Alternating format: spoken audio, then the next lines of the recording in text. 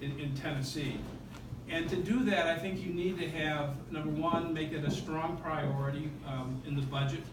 I think you need to have a commitment to having more college graduates in our state, producing more college graduates.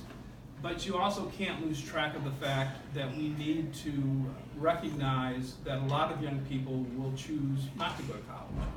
And if they choose not to, we need to have the vocational programs, the apprenticeship programs, the technical programs that will help them earn a good living and help us have the workforce that will continue to attract investment in our state. And so that's a priority for me, and so is teacher salaries. I think it's getting more and more competitive to hire teachers. We need to get and keep the best.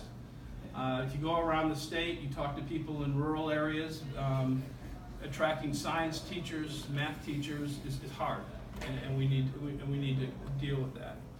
The second thing is jobs and economic opportunity. You know, one thing I understand very well, and I understood it very well being a mayor during a deep recession, is the importance of having a strong private sector economy. Having a growing economy where where the private sector is creating jobs, creating opportunities where people can advance themselves, where they can raise their family, where they can live the American dream. And when you have a strong private sector economy, that is also helping you produce a revenue base, a tax base, that allows the government to do things that we need to do, such as education, public safety, or parks and other things like that. So there is good news in Tennessee that there are parts of the state that are doing really well. There are parts of the state that are struggling. And I think we have to concentrate our efforts to make sure that everybody feels the benefit of our prosperity and that everybody participates. I think we have to look very carefully at how we can help rural and small town Tennessee do well. I'm not saying ignore the cities at all, but I think we can put more of a focus on small town and the rural areas too. And then finally, let me just mention healthcare, which I think is the issue that's on most people's minds these days.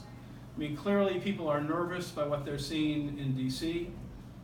They don't know what's going to happen to the Affordable Care Act. They don't know what the president's budget is going to do with Medicaid, Medicare. There's just a lot of fear out there. And there's this growing realization in the state that, that it was really one of the legislature's worst mistakes in the last 20 or 30 years when they didn't do the Medicaid expansion. By not doing the Medicaid expansion, we have lost roughly $3.5 billion of money that could have been used to allow people to have access to insurance, people who are poor, people who have disabilities, people who have pre-existing conditions. And that money that we've lost is not sitting in a box somewhere waiting for us to ask for it. That money is being spent in other states. Yep. And part of that money is money that is our tax dollars. Mm-hmm. And so that has hurt us, and it's hurt us in a very human way that I don't think we should ever lose track of. That people, if you don't do the Medicaid expansion, it doesn't mean people aren't going to get sick. It doesn't mean people still don't need to go to the hospital or go to a doctor. It just means they're going to have a real hard time paying their bills.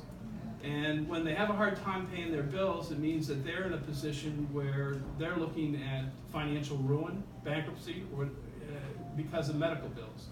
And I think that's just wrong. And then you have the situation where the hospitals don't get paid or reimbursed for the services that they provide. So there's no coincidence that Tennessee is now number 2 in the country for the number of hospital closures. We have 9, well, second only to Texas. And that's happened in mostly rural, small town areas. But you think about what does that mean for a community when the hospital closes? Well, it means that, number one, if you have a heart attack or appendicitis or or your daughter breaks her leg, that hospital is just further away, and it's harder to get to. And that's a real quality of life safety issue. But it also means that it's harder to keep the city, the community strong and going and keeping families together. It's harder to recruit business. It's harder to expect somebody to move 50 jobs or 100 jobs or 200 jobs to a small town if there's not a hospital. And so that is a fundamental challenge that we need to address. I mean, look, this is a great state. It really is. I mean, you're all really smart people because you live here. I mean, you made a wise choice in your life. And it's a great place to live because we have this, number one, we have the friendliest people in America here. We have a state that is blessed with natural beauty of all different kinds, from one side to the other. We have a state that has generally temperate weather. We have a central location that makes us a very important economic power, I think. But it's a state that I really believe our best days are still to come. I mean, Tennessee is going to be better, and it's going to be a better place to live as we move forward. But to get there, we got to take care of these fundamentals, which is just education is key, jobs is always important, maintaining a strong economy, and then dealing with this healthcare issue is also vital. The campaign has been going very well. I have been to 64 counties now. I'm very familiar with I-40, and I love the highway. We have had good fundraising results. In the first reporting period, we raised more money than a Democrat has in a decade in Tennessee. We're going to work really hard. I need your help. I need your vote. Please go to karldean.com. There is all sorts of information there, and you can volunteer. If you want to contribute, please contribute.